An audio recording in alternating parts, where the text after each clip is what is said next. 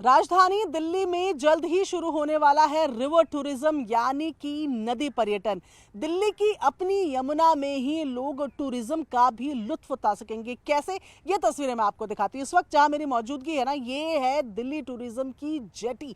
यानी कि इस जेटी में लोग सवार होके यमुना नदी का जो सीनिक व्यू है उसको एंजॉय कर पाएंगे। ये जरा जेटी की तस्वीरें आप देखिए।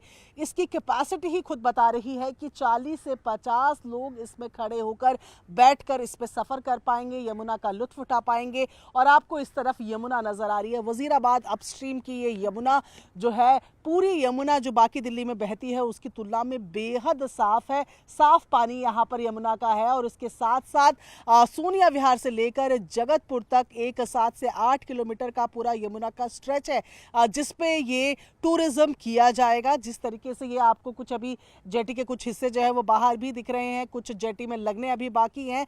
तो ये जेटी जो है तैयार की जा रही है। इस तरीके की 2 जेटी फिलहाल तैयार की गई है। और आप दूसरी तरफ देखेंगे तो आप देखेंगे पूरी रेलिंग्स यहाँ पर लगी हुई हैं। इसे पूरी तरीके से कवर किया जाएगा।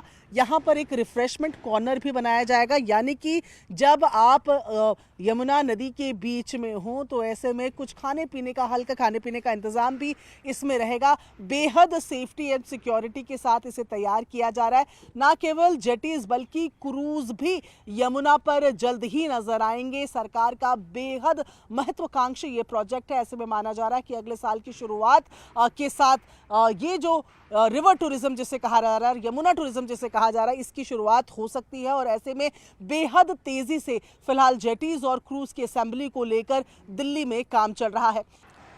दिल्ली सरकार दिल्ली में यमुना के पर्यटन को बढ़ाने के लिए बेहद तेजी से काम कर रही है। ऐसे में केवल जेटीज और क्रूज ही नहीं बल्कि वो पूरा स्ट्रेच जिसमें ये जेटीज और क्रूज चलने हैं उनको भी डेवलप किया जा रहा है। सोनिया विहार की मैं तस्वीरें आपको दिखा रही हूँ जहाँ पर तेजी से काम चल रहा है। ये देख रहे हैं आप, ये पूरा सांचा यहाँ पर लगाया गया है जिसके ऊपर कंटेनर सेट किया जाएगा।